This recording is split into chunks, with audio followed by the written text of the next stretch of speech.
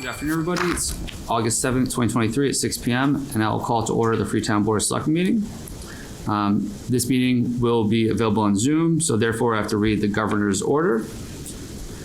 This meeting will be available for in-person attendance and on Zoom on March 29th, 2023. Governor Healy signed into law Chapter 2 of the Acts of 2023, which, among other things, extends the expiration of the provisions pertaining to the open meeting law to March 31st, 2025. Specifically, this extension allows public bodies to continue holding meetings remotely without a quorum of the public body physically present at a meeting location and to provide adequate alternative access to remote meetings. This meeting of the Freetown Board of Selectmen will be conducted in person as well as via remote participation to the greatest extent possible. Specific information and general guidelines for remote participation by members of the public can be found on the Town of Freetown's website, freetownma.gov. For this meeting, members of the public who wish to listen to the meeting may do so in the following manner. Download Zoom and entering the meeting ID below, calling the number listed and entering the meeting ID listed below, or by going to the link and entering the meeting ID listed below. Although in-person attendance is available for this meeting, every effort will be made to ensure that the public can adequately access the proceeding in real time via technological means. In the event that we are unable to do so, despite best efforts, we will post on the town's website and YouTube channel an audio or video recording, transcript, or other comprehensive record of proceedings as soon as possible after the meeting. Okay, with that, so today we will be going into executive session and then coming back into open session. We will be going into executive session for the following reasons. Mass General Law, Chapter 30A, Section 21A3, to discuss strategy with respect to litigation if an open meeting may have a detrimental effect on the litigating position of the public body and the chair so declares, and I do. This is for Charles Macumber. And reason 2, Mass General Law, Chapter 30A, Section 21A3, to discuss strategy with respect to collective bargaining with the Freetown Police Association because an open meeting may have a detrimental effect on the bargaining position of the public body and the chair so declares, and I do.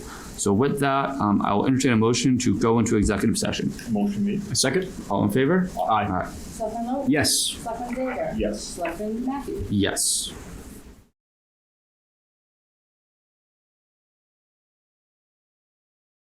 Okay, we're now back in open session from executive session. Agenda item 3 is discussion with Select Energy regarding the solar at the police station. We have Dave Bisson from Select here to give a little presentation here. So Dave, when you're ready, please take over. Oh, okay.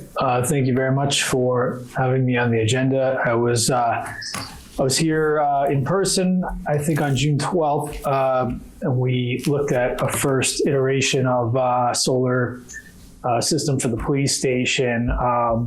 What we've changed since then is we've removed the solar parking canopy from the north side of the police station because it was, everyone agreed, not a good spot for it, but we kept the one on the west side. So we'll be looking at the canopy on the west of the building, as well as in combination with a rooftop solar array on the south side of the building, which is kind of the back side, not visible from the road.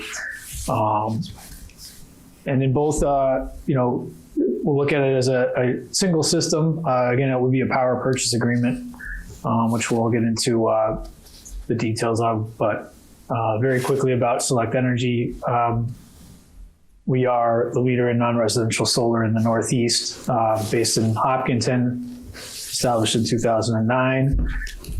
We do the entire spectrum of solar project development, from designing, financing, installation, monitoring, and maintenance. We have a crew that services over 700 installations, and we've installed over 700 projects.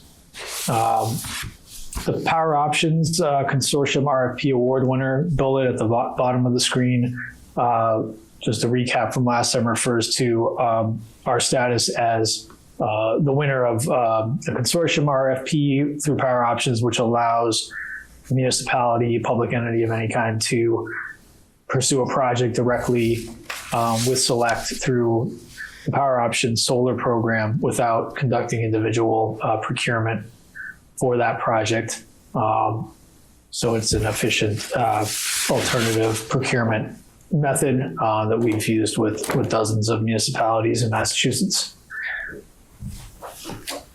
This is a quick overview of our purchase agreement for solar. The features kind of going across from the top left are zero upfront cost to the host, in this case, Town of Freetown, a fixed price per kilowatt hour produced. So every kilowatt hour produced by the solar array is being bought by the host, in this case, Freetown, at the same price per kilowatt hour for, in this case, 25 years, because we're looking at a canopy. So that's our typical term for a canopy, and the roof would be matched for 25 years. Power Options, again, serves as an advisor, advocate, and facilitator. As a third-party nonprofit itself, it can sort of guide the town through the process that you'd be ultimately contracting with Select for the system. But there as a support and ensure that you're getting an excellent value per the terms of the RFP that we won with Power Options. And Select would install, we'd finance and operate and maintain the system. So for 25 years, it's really our responsibility and aligned with our incentives to maintain that system at its full operating capacity. And the town would never have any cost to maintain the system itself, but would just realize the savings from the energy that is sold at a discount, as we'll see. And again, public entities down in the right-hand corner can conduct this or can participate without conducting individual procurement per the Mass General Law, Chapter 164, Section 137. This is an image with a carport, parking canopy, they're sometimes called, and just some of the benefits of them. I think we looked at these last time, so just very briefly, it's a good use of paved space that's otherwise only really used for parking, providing some covered parking, sheltered from the sun and rain and snow, and a really clear visual presence for your commitment to renewable energy in the town. As well as getting an additional kind of incentive under the Massachusetts program. This is the canopy that we ended up with, again, just on the west side of the police station. So we've eliminated the one that was to the north, closer to the road, because that was not aesthetically pleasing for I think everyone. So in this case, the canopy is actually going to be tilting just slightly, maybe a 2-degree tilt, I think, to the southwest. So kind of an arrow just indicating that direction. The benefit of that is, it's partially south facing, which is a good direction to be for production, but it's also going to shed snow. If there is snow, it'll slide to the grassy side, so you won't have the need for snow guards or any kind of snow management on the drive side. So that, we made it a little bit bigger than I think what we looked at last time to kind of compensate for, not entirely, but some of the loss of production from that hypothetical north canopy that we decided not to do. This is an actual image of a similar canopy to the one that we're proposing here. It's called a single tilt, so it only tilts in one direction, and you would have the footings really set at the edge of the parking lot, whereas here in this image they're kind of between two spaces that face each other. In our instance, they would just line up right at the edge of where the lot meets the grass, or just onto the grass. So they would be out of the way. You wouldn't lose any parking spots, I guess, is the important piece to highlight there. And then this is the rooftop design. So again, this is not going to be visible from the road, and it is on the south side of the building, backside, kind of taking advantage of whatever space is not north facing. So north facing does not do very well for production on a rooftop. So we're kind of limited, but still a pretty meaningful size. And as you'll see, I think just wanted to get into the financials. So I put this slide first. The best financial picture, and I've underlined the word best here, is when we combine the west canopy, so that part canopy we looked at, with the rooftop. So it would be one solar system. Those panels from those two rooftop and canopy systems would be connected electrically together behind the meter of the police station. And so you can kind of think of it as just blended together. It's 163.2 kilowatts DC. That's the top line in the chart. I'm going to refer to the Block 8 Smart Incentive first. Actually, I think last time I came, we were talking about a Block 7 versus Block 8, and unfortunately, the Smart Incentive program did drop into Block 8. It's kind of a declining incentive. I think it's near the end of July. So we're looking at a solid opportunity at Block 8, and we just show Block 9 as sort of if you were to wait for a substantial amount of time, I would say you'd want to know that you could lose incentives even further if we go to Block 9. But Block 8 is really kind of the base case here. The output, a little over 175,000 kilowatt hours a year, amounts to about 76% of the police station's annual usage of electricity right now, based on most fairly recent 12-month usage. So a little over 3/4. I had to really work on the financials a bit to get here, but we were able to find a way to propose this combined system, having a solar PPA kilowatt hour rate. So the price that Select Energy, our company, would be charging the town for every kilowatt hour produced by the solar array would be 22.02 cents per kilowatt hour. Your current electric rate, kind of combined supply and distribution, all of the charges from Eversource, is just over that. So we're basically breaking even here in year one. Eversource's rate right now amounts to about 22.04 cents per kilowatt hour. So we are very close. This is a pretty small system, but we were able to get to kind of just break even in year one. The good news is, despite kind of not having a lot of savings in year one, the escalator for the PPA rate is 0.0%, which means that we will be selling all the kilowatt hours produced for 25 years at that exact same rate of 22.04 cents per kilowatt hour. So it is a powerful hedge against rate inflation from the utilities. We do assume that Eversource's rate will go up by 2% annually, which we feel is definitely represented by history, and probably will be going forward and could be faster than that. But that is baked into the assumption here. So you can see term savings, the third line from the bottom.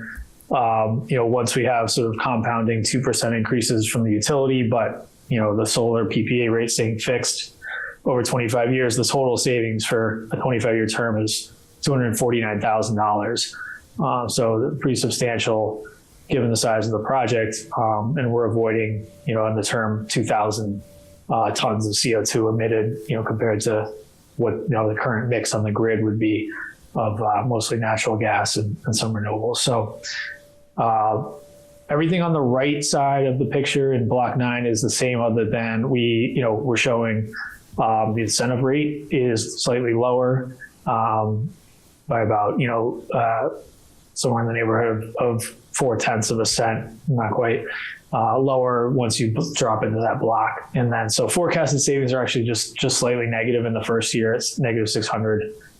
So we'd like to avoid that, but it's not a huge sum, and it definitely gets made up for over the 25 years as utility rates are expected to go up. You still have $234,000 in savings. So again, Block 8 really is feasible if we can move forward, relatively soon. This is just want to put in perspective. If we were to do the west canopy only with no rooftop system, you can see here, the size goes down, by not quite 50%, but actually it might be over just about 50%. But we're only meeting now 49% of the usage of the building, so down from 76%. So the big impact is solar canopies are quite expensive to build compared to rooftop systems. So in the last slide, the rooftop system was doing a lot of work in terms of producing energy at a very low rate compared to the solar canopy, which was producing more energy but at a higher rate.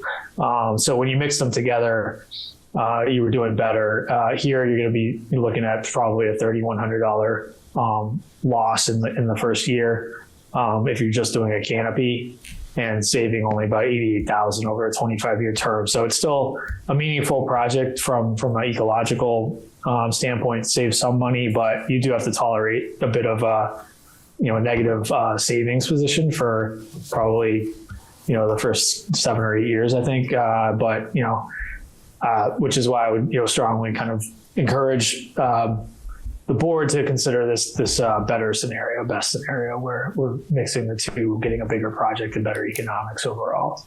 So that's really it. I think just in closing, I would say similar to back in June when I was here, we did discuss the Freetown Elementary School, which is a project entailing the town agreeing to a site lease for the roof, lease, and the schools entering into the power purchase agreement. With this police station, it's really just the town itself needing to agree to both of those legal documents. Down the road would be a PPA, power purchase agreement, for the electricity, roof lease, and a site lease for the canopy.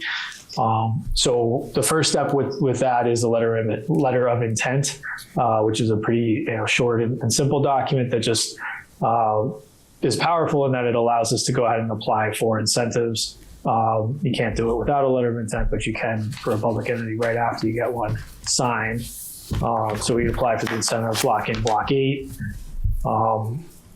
Especially important to lock in the without going into tons of detail. The SMART incentive has something called value of energy built into it, and we're expecting that value of energy, because rates have been so high this year, the value of energy in 2024 could be a lot higher, maybe 2.5 cents, we think, possible. So that will eat into the SMART cash incentive, unfortunately. So I think moving on this project by, we like to say, to be safe, like end of September with a letter of intent, will put you in a position to avoid that sort of higher value of energy, and thus get the economics I've shown you here, and not ones that are 2.5 cents per kilowatt hour less generous. So those are some of the timelines, and the letter of intent really will look pretty much identical to what was sent over to town administrator and the town legal counsel for Freetown Elementary, but just taking taking the school district kind of out of the equation there, since they wouldn't be the off taker for energy. So I guess the board tonight could choose to support signing a letter of intent, and pending sort of approval by town legal counsel. I think that would be the next actionable step. So I'll leave it there. Thank you again for the time. All right, Dave, thank you very much. That was very informative. I guess one question. So, Deb, can you remind me, this does not need town meeting? It's funny, I just wrote a list of questions, and my second one is, do we need town meeting vote to enter into any kind of a contract for greater than 3 years? So I need to vet that, because I do have the same question. The other question, Dave, too, I had was, who owns this at the end of the 25-year term? Yeah, thanks. So by default, the contract is going to allow us to remove the system after 25 years. So we would remove the canopy if we're not doing another system, or we're not extending the lease term, the power purchase agreement term, which that's another option in the contract. It could be kind of extended year by year. But the default option is just to have us remove it all at our cost. So there is, if the town wanted to own the system at the end of 25 years, there is a provision for that as well. It would just be kind of like a fair market value transfer, which, it's not expected to be worth a lot after 25 years, but we don't know what that number is, but it's going to be pretty low. So yeah, there's a few different options, but we can definitely take it off the property at our cost. Which makes sense. The usual. It'll be very obsolete at that point. Yeah, I agree. I'd rather have them take it. My only concern is I'm very much a numbers driven guy. So you give us a lot of accurate numbers that tell us, how everything's going to go, but we're going off huge assumptions based on what you think is going to happen with the cost of electricity. I think we'd all be naive. There'll be some people who'll be very happy that we're putting solar and forward thinking, but we're also going to have some fight back from some town residents that we just built this police station and we're drilling holes into it. I like to be able to go back to them and say, well, we're doing that because we're saving X amount of dollars. Well, we're going back to them saying, well, we think we're going to save X amount of dollars. That's my only Yeah, I see what you're saying, but my only yeah. pushback with it, and it's not. Nothing's ever If certain. I was a gambling man, which I am, I would be willing to gamble on that. Yeah, it's not going Electricity is going up for It's the not going foreseeable down. future. It's just I do nuts. want to let you know too that as recently, and I don't have details, but the roof is leaking. So that's something I need to get to the bottom of as well before we put solar panels on the roof, because I think once we might put solar panels, we might be voiding the warranty. And if we already have an issue with the roof, we certainly don't want to be voiding the warranty. So this just came to light, I think, last week with the list of. Well, that's huge too. Then I wasn't even thinking of that. So if we're voiding the warranty, what's the under what the warranty is on the shingles that are on this roof right now? 50, well, it's a 50-year shingle on here. But the roof was built for solar, we recently discovered, right? Yeah. No, they built this solar will ready, support solar. right? But if the shingles aren't going to hold their warranty, and then we rip these things down in 20 years, we need to replace the roof, and we're out of the warranty, we're going to lose that much more. Yeah, I think Dave has something on this. Thank you. Yeah, just a point of information. So sorry to hear about the roof. I was talking to Deb about this earlier. I mean, hopefully your current warranty again would cover you for repairs if needed to the roof before solar even comes into the picture. Mm-hmm. And so before solar is installed, it's our standard practice. We never void warranties. So if there is an active warranty on the roof, what we do is we get a copy of the document from you. We reach out proactively to the issuer of the warranty, which is usually going to be the shingle manufacturer itself, and we discover we've worked with I think every OEM, original equipment manufacturer of shingles and membranes out there.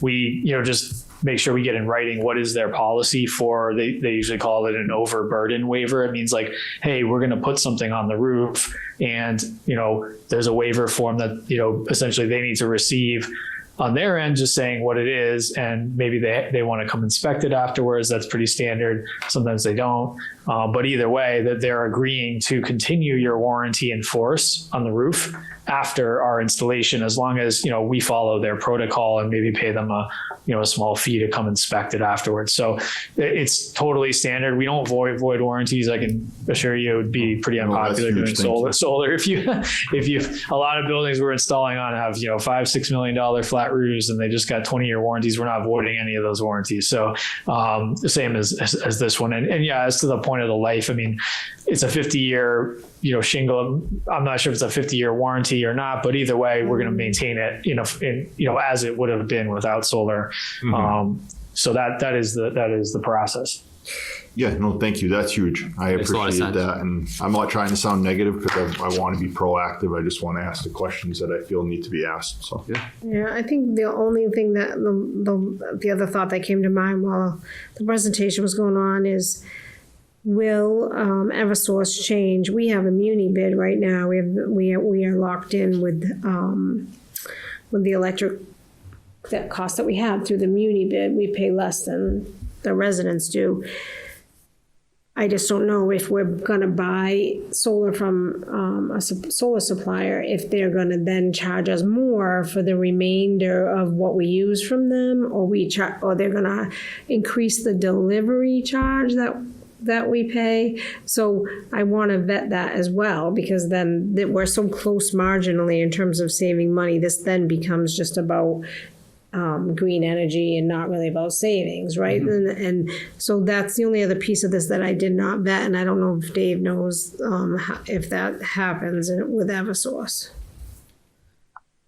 Yeah. So what I know about the bill, that you gave me, Deb, was you're using Constellation, I believe. I'm just looking at the bill. We do, earlier but today. we have a price locked in with Muni bid. MMA bids it for the Okay. municipal buildings themselves, which is even different than the residents get.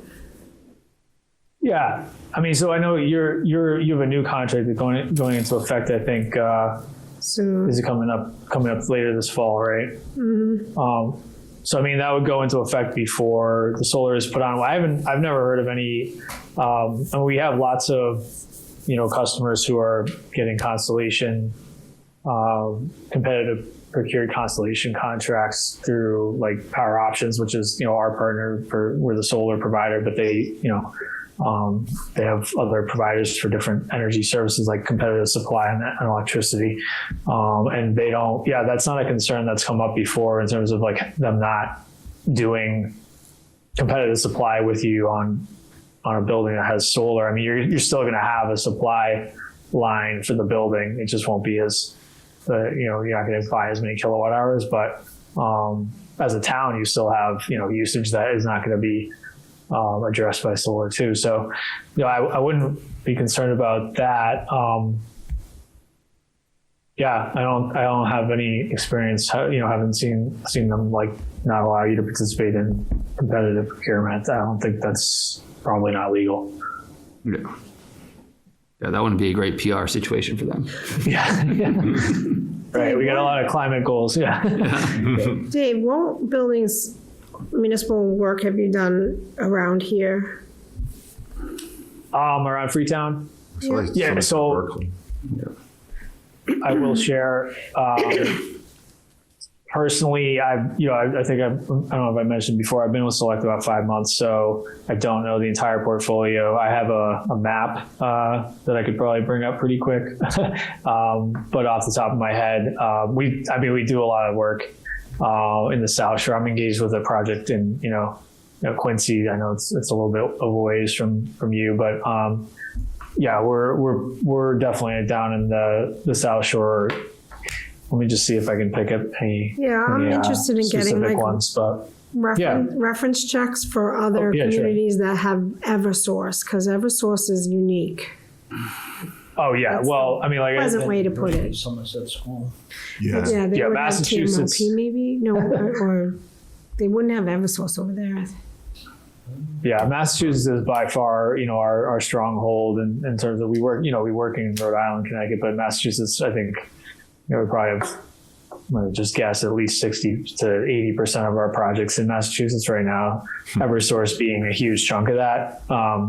So yeah, I mean, no shortage of projects in EverSource. I think the closest, I'm looking at the map, we have one down in, let's see, Lighthouse Masonry headquarters in New Bedford,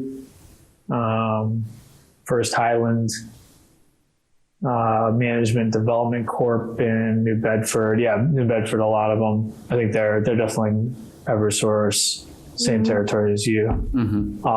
So I could go on. There's like hundreds on this map, but So you could send me kind of a list of like references I could call. sure. Yeah, I mean, I think the most relevant ones would be other municipalities. I mean, we work with Right. a lot of municipalities. So let me, if you want it to be EverSource and then, South Shore, I think we do have, I just need to double check the database, but sure, Deb, I'd be happy to do that.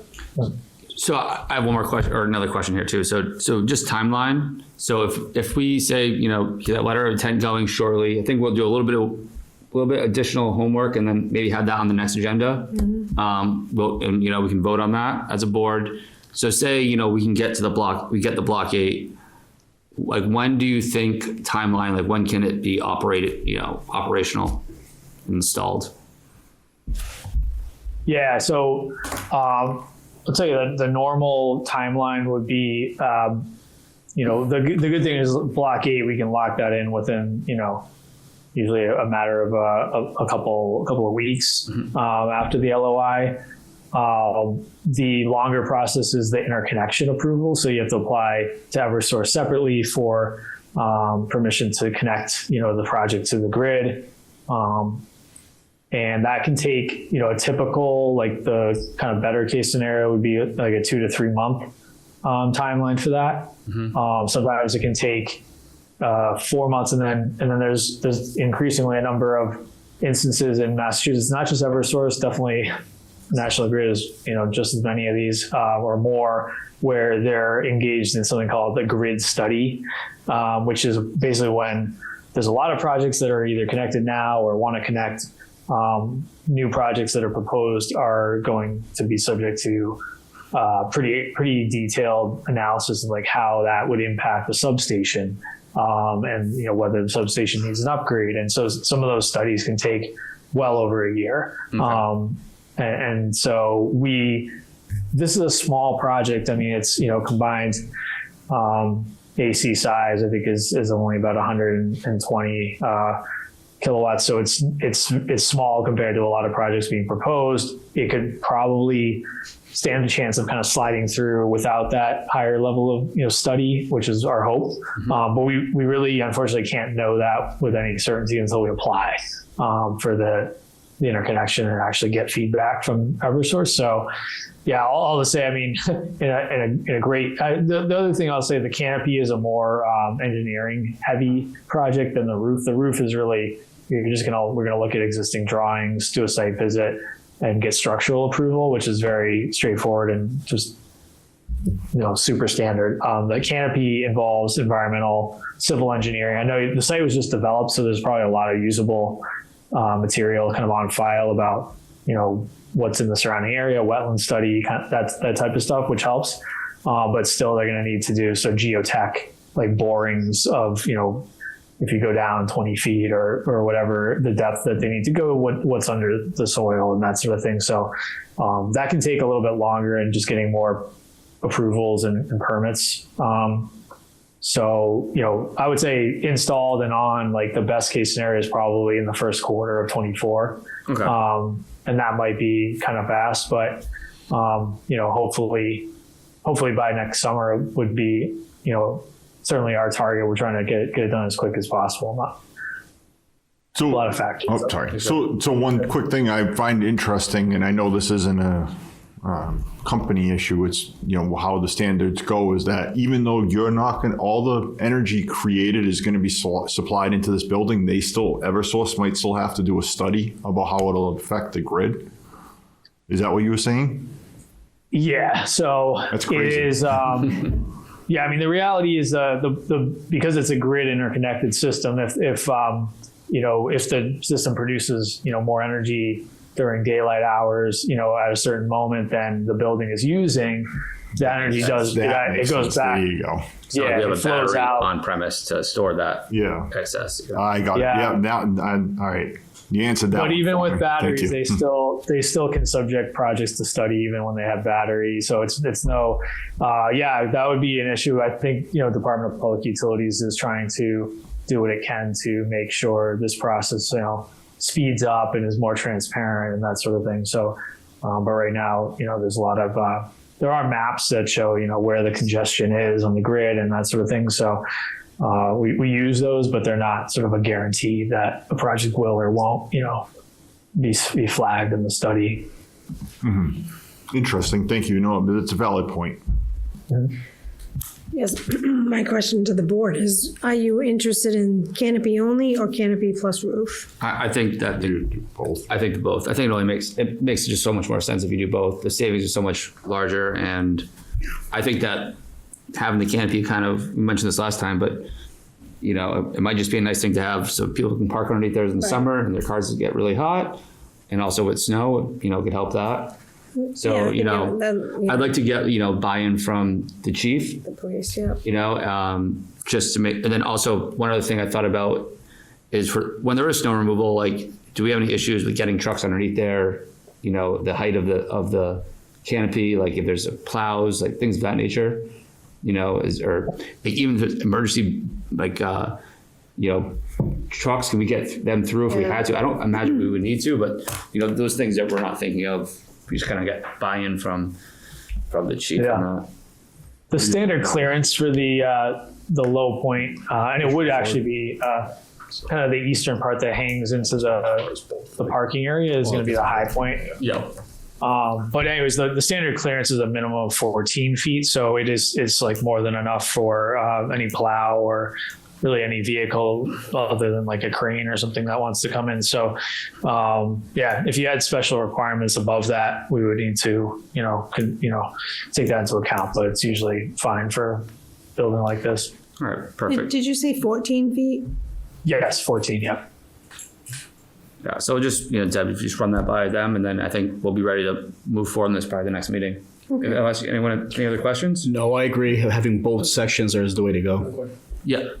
Like on my solar panels on my roof, they have a charge, so when the roof needs to be reshingled, they come and take them off and they store them until the roof's done and then they bring them back. And they charge you for that. I'm not sure. Dave, I'm not sure. Did you hear that, Dave? Yeah, I think it was, if you were to need to replace your roof during the 25-year term, whose cost would that be? So yeah, that would be the town's cost. Again, I think we're looking at a roof that I think it's only 3 years old, right? And it's a 50-year kind of expected lifetime. So we feel, pretty confident and comfortable that you're not going to need to do anything 15-year shingle. major with the roof. So 50 years. Yeah. yeah. So yeah, the expectation is certainly that you're not going to need to take them off. But in that event, then yeah, that cost would have to be paid by the town. And hopefully they're still under warranty from the manufacturer, right?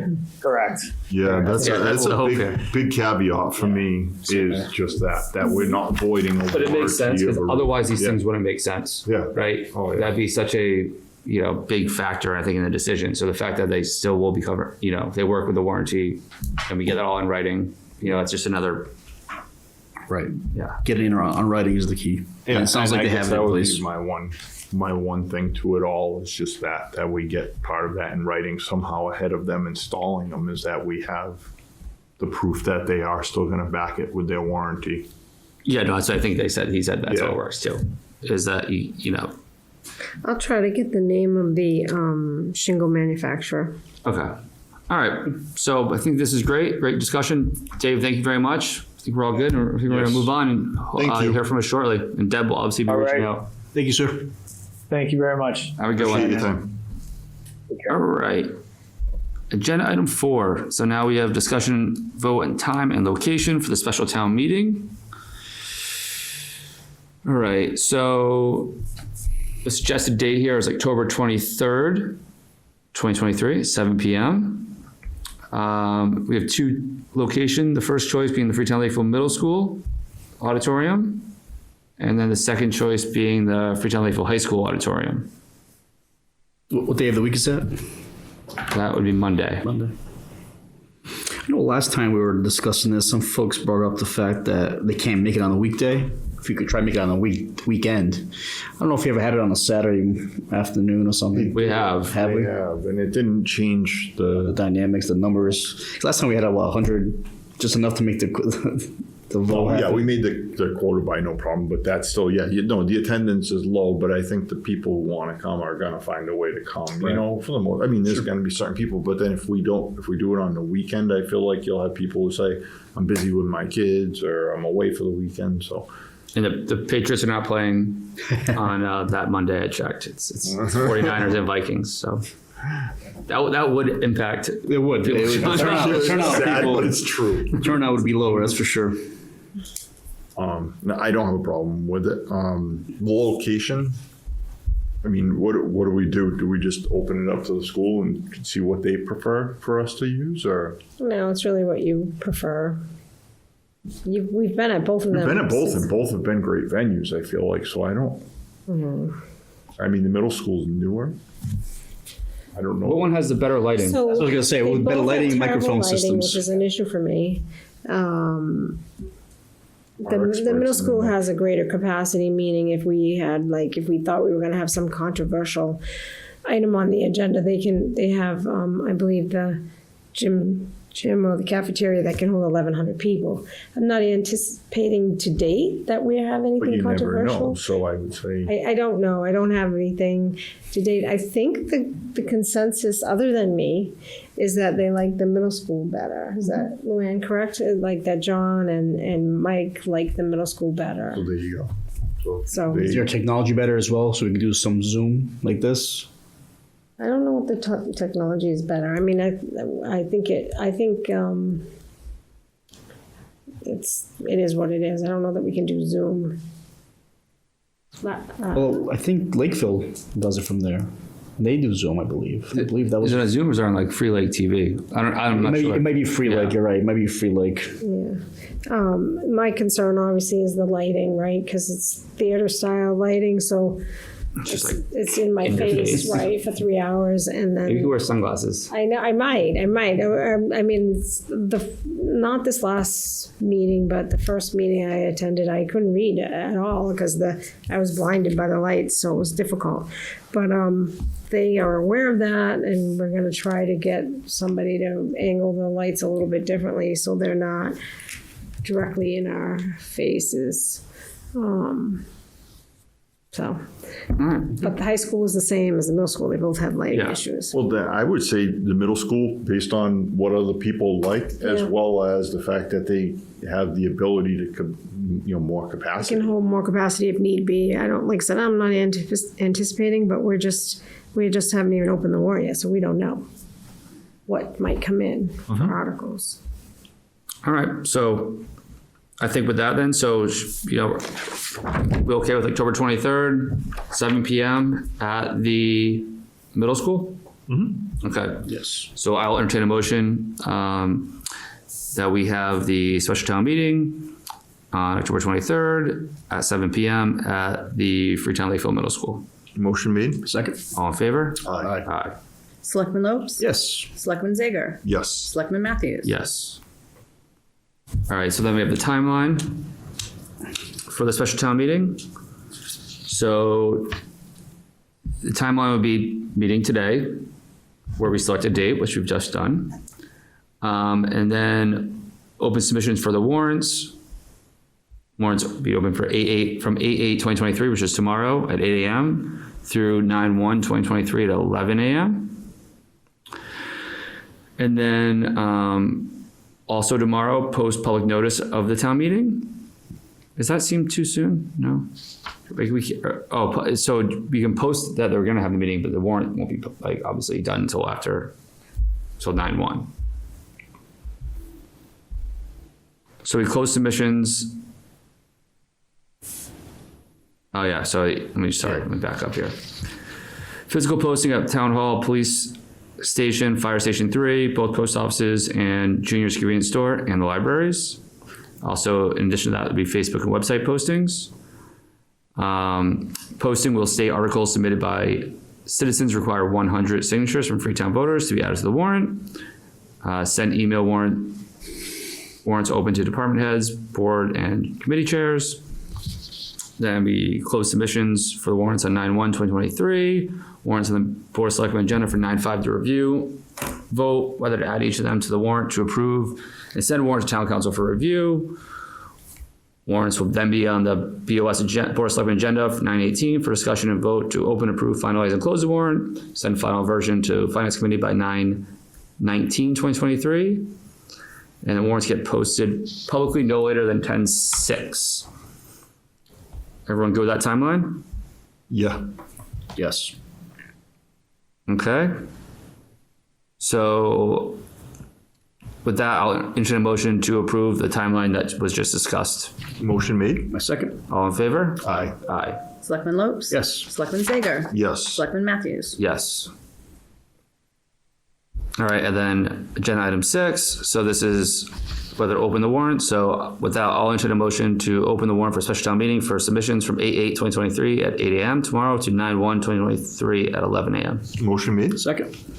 All in favor? Aye. Aye. Selectman Lopes? Yes. Selectman Zager? Yes. Selectman Matthews? Yes. Okay. All right, moving on. So now we have agenda item 7, which is a reduced speed area around on Bullock Road and Memorial Drive, related to the safe streets. Is that what it's related to?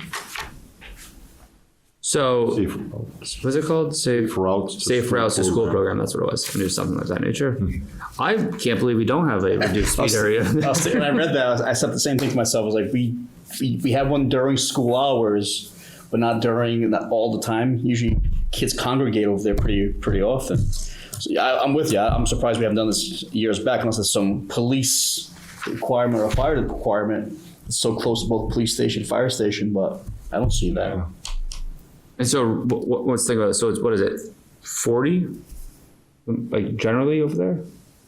I think it is 40, 45. I don't know. I know it's 20 while children are present. Yeah, 20. That's right. Yeah. That makes sense.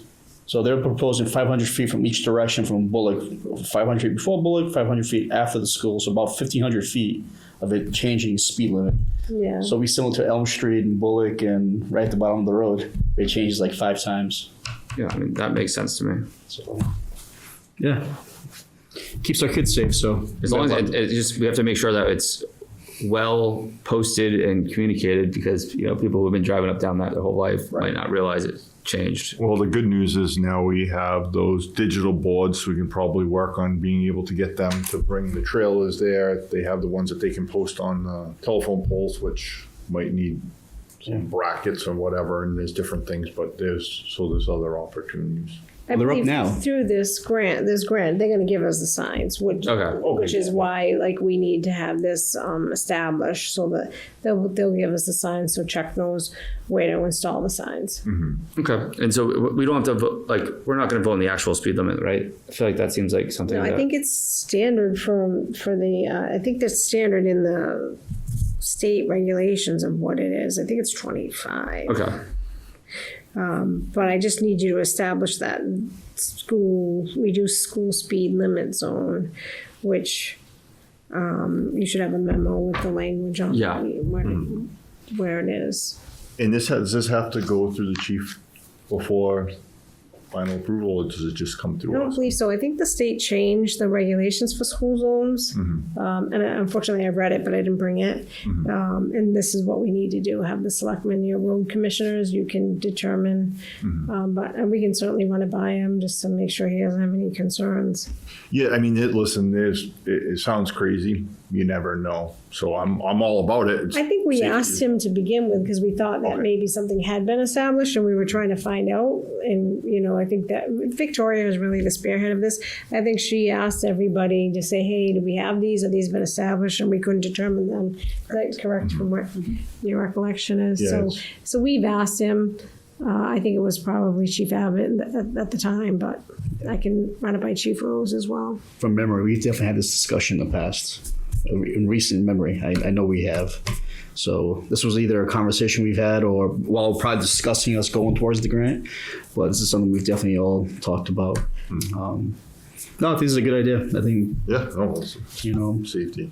So All right. So I just kind of let me know if this vote suffices. So if I entertain a margin to establish a reduced speed limit zone on Bullock and Memorial Drive per the attached description and memo. motion made. second. All in favor? Aye. Aye. Roll call? Oh, sorry. Selectman Lopes, Yes. Selectman Zager, Yes. Selectman Matthews. Yes. All right, we're gonna push agenda item 8. And then agenda item 9 is the animal officer dog warrant from the town clerk dated on 7/25. So this is all the folks and dogs of those folks who do not have their up-to-date license. So with that, I'll entertain a motion to approve and sign the animal officer dog warrant from the town clerk dated 7/25/2023 and giving the animal control officer authority to proceed. Motion made. Second. All in favor? Aye. Selectman Lopes, Yes. Selectman Zager, Yes. Selectman Matthews. Yes. And for those out there who are listening to this, this is for you if you have dogs. call the animal control officer. You might be on the list. So get ahead of it before you get a fine or some type of notice in the mail. Reach out. If you haven't heard anything, you don't have an updated tag, here's your chance to get off the list. Yep. All right. So agenda item 10, this is the water infrastructure grant. What do you got on this one, Deb? Yeah, so this is a grant that the water department received, and they asked me to look into it. So it's a grant that would allow pretty much an engineering firm to come in and locate our infrastructure, like do an as-built on the infrastructure. I'll be working with environmental partners tomorrow to see, I'm not too far into the grant process at this point, but it requires a match, and it requires a 40% match. The total grant amount that they will fund is $150,000. So I assume we would use all of that, and the 40% match would equal $60,000. Of course, we can use the ARPA funds that are only allocated for water and sewer projects. So but I need approval, and I'd like approval just because the application is due on Friday. Yeah. And I'm not 100% sure we're gonna move forward, but if I am, I need the authorization to do so, just because of the amount of the match. But this is a request that came from Water and Sewer Department. I think this is a no-brainer though, right? Especially if we use ARPA money to match that, and the more we know about our current infrastructure, which I know we've had some issues where we don't, Right, some parts of town know what's in We do there. not know, and we just found a meter that we didn't know was Yeah. installed. So, yeah, we're still trying to piece together with the money that's already been appropriated from ARPA, and they're replacing all the meters. That has been a huge learning curve, and I think a real great tool for the water department. They've made tremendous strides in really determining what's out there, what needs to be fixed, but this will be one more step to that.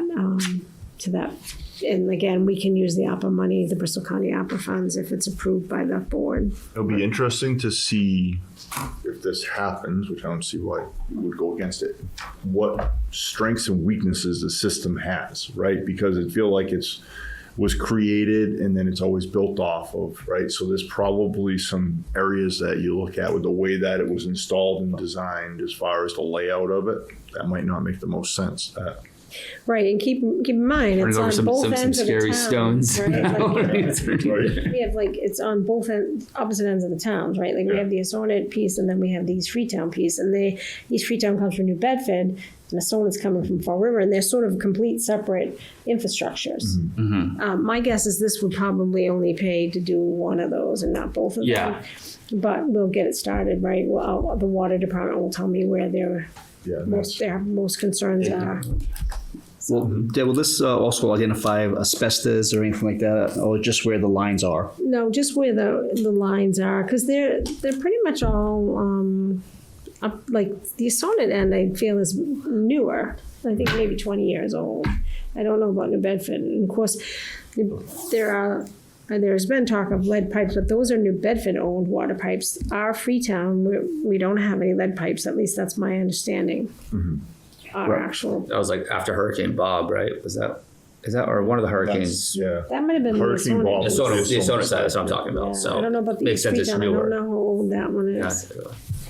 So. All right, so you want to just vote to kind of to move forward with With applying for the grant Applying for the and using up to $60,000 for a match from the ARPA funds. All right, so I'll entertain a motion to approve the town administrator to pursue the water infrastructure grant and can utilize up to $60,000 of ARPA funds for the match. Motion made? Second. All in favor? Aye. Aye. Selectman Lopes? Yes. Selectman Zager? Yes. Selectman Matthews? Yes. Okay, and then another ARPA thing. So this is actually, Deb, you want to explain a little bit? I know So that this there's is a misprint request. too. I've gotten quite a substantial amount of grants for the town, which is the easy part, I think, and then managing them and doing all the paperwork and all the procurement, which is incredible for all of this money. not only for the grants, but for the opera money, right? Because, what I've done with the opera money is sprinkle it to match these grants, which gave us more power with the opera money. It's multiplied it and being able to use bits and pieces to match the grants. But it has inundated my office with procurement. And I know that you're allowed to use opera funds to manage your opera funds. So this request is my request to use $20,000 of federal opera, not Bristol County opera, to hire someone to assist in managing the grants, procurement, and other related tasks to the existing, grants and opera projects that we have ongoing. And you're allowed to do that. So I thought, I've been really trying to just work long hours and get it done with the hopes that we were going to get over the hump and it would slow down, but it hasn't happened. And it's not just myself, it's the whole office, because all of the paperwork that goes along with these grants and the reporting and the record keeping for the procurement is pretty extensive stuff. So we're always like maxed out trying to keep this stuff. So this was just a request. I mean, we'll talk further about it, but taking $20,000, this federal opera, which we currently have about $200,000 remaining. That makes sense. So I guess my question would be thinking of like someone as a consultant or like, a contractor who would do like this? An independent contractor, like, we pay you hourly, and when I have procurement work or this is, procurements or paperwork or reporting, trying to get that. Now, whether I've seen other companies, other municipalities looking for these types of individuals. I don't know. There may not be anybody. You know how the employment it sounds like market a is. great gig if you could Right. be that person, right? Because once you do one for one town, And I've done a lot of procurement, so it's really getting somebody set up, and they'd have to work from home. As you know, we have no space at the town hall. Yeah. But getting them set up to say, okay, here's all of the procurement I've already done. Here's all these different RFPs, RFQs, telling them exactly which one it needs to be, and then just cut and paste from my prior ones, put it together, and let me look at it. Yeah. But it's time consuming, and then it's the grunt work to get it in a I mean, it's a lot of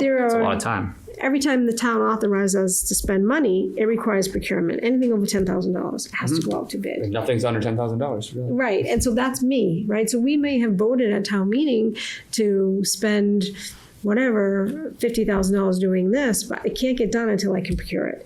And so I feel like I'm the bottleneck sometimes of trying to get these projects out the door. And that's, if you know me, I like things to move, and I like things to move as quickly as possible, but I'm sort of stuck. Luann has done some of the smaller procurements for me, but of course then that taxes her from all of the stuff she's got to do. So I think we both really pushed, and we've kept thinking we're going to get over this hump and it's going to slow down, but I keep getting grants. And so. Yeah, which is it's a good problem to have. Yes. Right? Absolutely. That's And outside entity doing this to take it off your plate is huge in my eyes, Yeah. just because there's better things I can think of that you can use to manage your time. Right, and I think again, this is more of a short-term fix, 6 months to a year, and then let's reassess. And my intent is not to bring on another person in our department in full-time or as an employee capacity, because I'm not confident we need that person long-term at this point. And we don't have space anyways. And if this dries up in 6 months, we don't have to give them the hours, because Right. I think the COVID money is still in the government entities, and we're getting, that's where these grants are coming from. I think after the COVID money has been expended, we'll still get 1 or 2 grants, but not to the extent that we've gotten this past year, which is in excess of $4 million. Wow. I think, so maybe closer to $5 million in grant monies. So, That's awesome, though. and Victoria she's carrying a load too. So it's not that I haven't delegated and tried and recruited, but it's at a point where I think we might need to, rather than jeopardize not following through or not filing reports timely, I think it's best that maybe we try to look for somebody who could help us through this next few months of crunch time again. All right, that makes sense. We good? Any other questions? No, you're absolutely correct, Deb. And for those of you that don't know how the grant process works, maintaining them is actually the hardest part. Getting them sometimes is fairly straightforward. There's some hoops we have to jump through, but maintaining them, like Deb said, if you miss a monthly report or a quarterly report, that slows down the flow of money coming down to us. So that can end up costing us money. So getting somebody part-time in here to make sure these are running properly, and it'll allow us more time to get more grants. There's more out there. We're gonna try to squeeze everything out of that rock as much as we can before the ARPA money does dry up. And it's coming. That will dry up at some point. So this is a great idea. Oh, perfect. All right, so with that, I'll entertain a motion to utilize $20,000 in federal ARPA funds to hire someone to assist managing grants, procurements, and other related tasks. Motion made? Second. All in favor? Aye. Aye. Selectman Lopes? Yes. Selectman Zager? Yes. Selectman Matthews? Yes. And then the final agenda item here for my section is the two-factor authentication. Implementing that for all the town devices or logins, which I think makes a lot of sense, especially given some recent Right, we've had a recent breach, and this also was a recommendation from our insurance company last year, who insures our cybersecurity. It's been a recommendation from our IT department as well. I haven't moved forward with it because of the reluctancy and of the employees and nothing. I shouldn't say that. It's a change that I haven't been willing to put through to the employees, but it's become apparent that we don't have a choice at this point. So I'm just looking for the selectmen's support because the recommendation from IT last week was that we do this ASAP. I just wanted your approval to move forward with it. I know Selectman Lopes has some ideas. We were going to just go forward with Microsoft has a two I use it all the factor. time. And it's an app. free to us.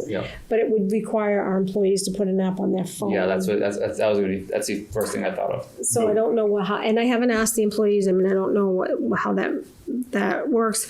Now, Cheryl was saying that in her office with her state stuff where she has to get on the state's computer, but she has a thumbprint drive thing that you actually take out and keep with you, and then you put it in, and it's your thumbprint that allows you. So I'm sure that would be a program that we would have to buy. And they're very expensive. Are they?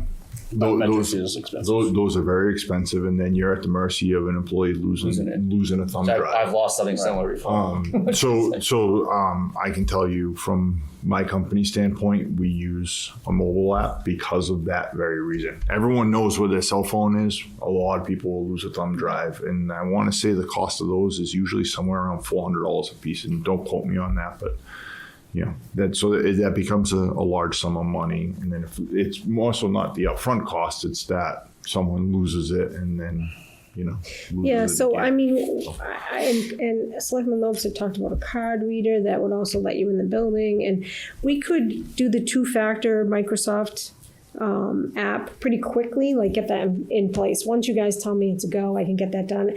We are looking for security for the town hall, as we had a town meeting. They had voted to give us some money for that. We're in the process of that. And one of the things is our front door is been a mess. It's been broken. So maybe we incorporate that into the card reader that you talked about, Selectman Lopes, into the new security system. Right. And we have some things in place already. For instance, the police department has a common access card or a badge with their faces on it, but it also allows them to go in and out of the building or different offices.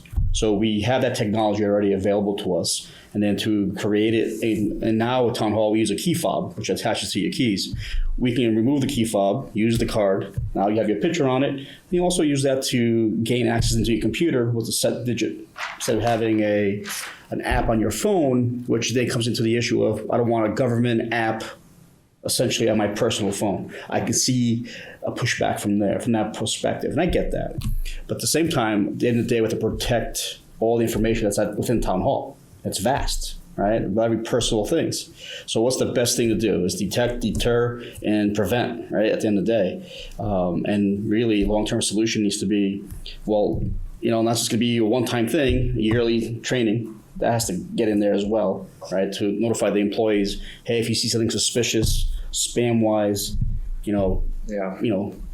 protect that information. So there's some discussion. I think bringing something to the board with the different options, cost-wise as well as security-wise, is probably the logical next step. If we can move forward with the mobile app that the IT provides, great. That's a good short-term solution. But long-term, I think we need something more robust, a little bit more of a detailed plan. We're a small town, and it's unfortunate that it occurred, but it did. Now our eyes are open. Now we have to make sure it doesn't happen again. So. All right, so I guess first step is just kind of vote to move forward with two-factor authentication in Yes. general, right? And then we can work out those details. So yeah, I agree with you though. All right, so with that, I'll entertain a motion to implement two-factor authentication. Motion made. Second. All in favor? Aye. Aye. Selectman Lopes. Yes. Selectman Zager. Yes. Selectman Matthews. Yes. All asleep. Okay, now I'll kick it over to Selectman Lopes. Thank you, Mr. Chairman. All right, we have item agenda 13 with an A and B. I'm going to read off A, and I believe, Mr. Amaral, do you wish to speak while you're here? Only to say thank you. Okay. Well, thank you. Thank you, sir. Appreciate it. In that case, I'll go through 13A and B, and if needed, we can always revisit it. Item agenda 13, acknowledge the recognition of the following two employees. A, Haley Harrison as signal operator, trainee effective 7/6/2023, and B, Jeffrey Amaral as community program director effective 8/10/2023. That's just the acknowledgement.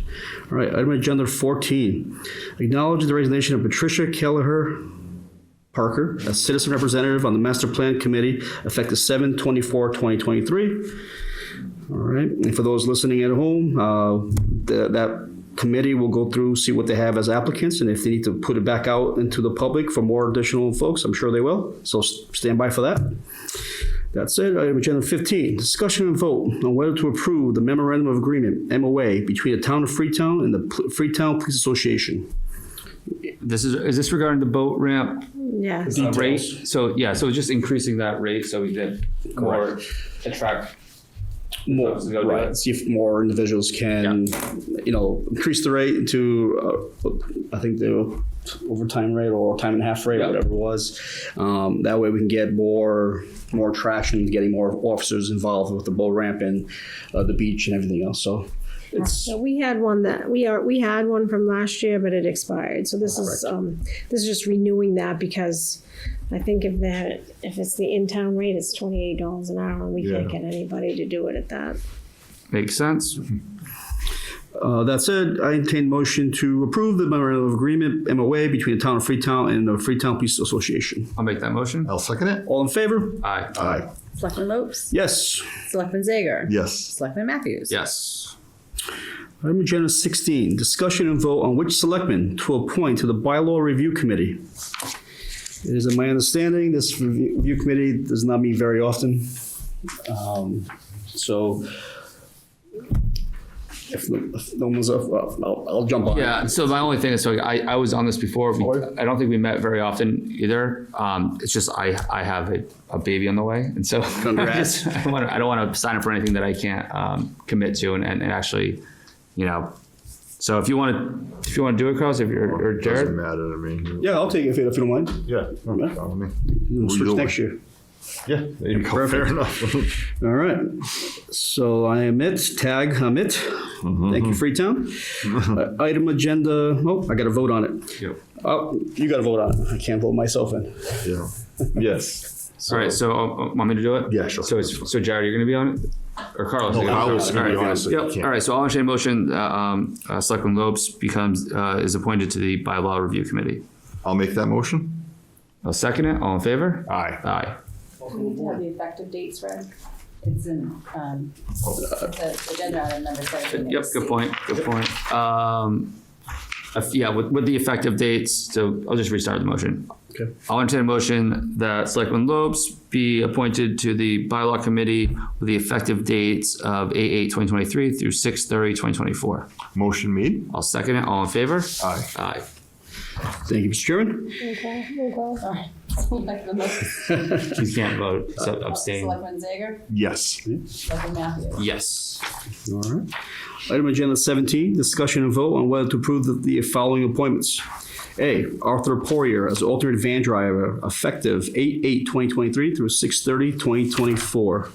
And B, Deborah L. Petty to the Bylaw Review Committee, effective 8/8/2023 through 6/30/2024. And C's been determined already, so just A and B. Motion has been entertained. I'll make that motion. I will second it. All in favor? Aye. Aye. Selectman Lopes. Yes. Selectman Zager. Yes. Selectman Matthews. Yes. All right. Item agenda 18, discussion and vote on whether to approve the rollover of 32 vacation hours for Patricia Roderick for fiscal year 2023 to fiscal year 24. So for those that don't have all information, there was a couple of changes in that personnel staff. We had her assistant move on to accept another job in Marion. So, and then her other individual that works in that same office had vacation time built up. So that really put a burden on her as the department head, not allowing her to take any vacation time, especially in the summertime. So I know last year we discussed that we weren't going to roll over any minutes or hours, but this was these circumstances just were the perfect storm for this individual. And this is not fair to her that she held down the fort while we were looking for new employees and training others to fill those spots. So to me, this is good housekeeping. Oh, absolutely. We just, did we kind of give her the caveat that she has to use all her hours for the rollover hours plus, so she doesn't come to us? Because this is what happened last time, where we said, okay, we'll roll over, and then they didn't use all those hours, so then they came back to us and were saying we want to roll over again. She's aware that this is, that It's a she's- one-time exception, Yeah, I this guess. is one time, really and she what- wants to take a vacation. She's trying to Okay, take yeah, a no, vacation. Is my understanding, once these are approved, it'll be used up quite quickly. okay, good. No, absolutely. I'm all for it. Yes, You know, well earned. Like I said, she went through a lot from different trainings and people moving around, and Godspeed for those that moved on to another position. But she did her job, and this is just again good housekeeping. Thank you to her. And I Yeah, agree. absolutely. All right, I entertain a motion to approve the rollover of 32 vacation hours for Patricia Roderick for from fiscal year 23 to fiscal year 24. I'll make that motion. I will second it. All in favor? Aye. Aye. Selectman Lopes. Yes. Selectman Zager. Yes. Selectman Matthews. Yes. All right, now we just sign.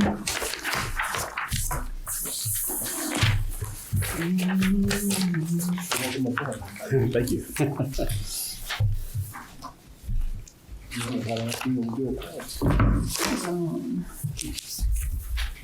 Are you on that committee as well?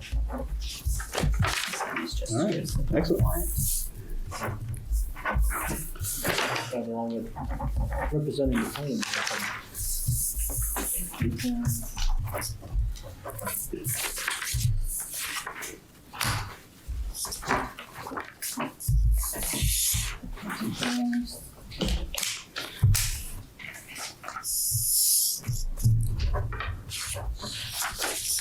Thank you.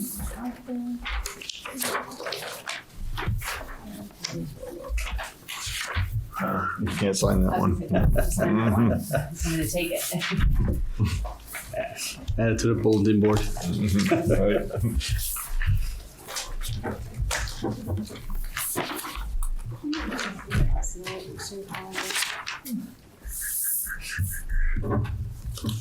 So late signing night. Well, last night I was also very tired, but I went to bed at 9:30 and I got up at 2. I went to a concert this weekend. It's a South African deep house band called Goldfish. I thought you were going to say jelly roll or something. Jelly roll, I want. Really? Yeah, that looked like a good concert. It was on a Boston ferry that you took out in the harbor. It was cool. Are we good? All right. So with that, I will entertain a motion to adjourn. Motion made? Second? All in favor? Aye. Aye. Selectman Lopes. Yes. Selectman Zager. Yes. Selectman Matthews. Yes.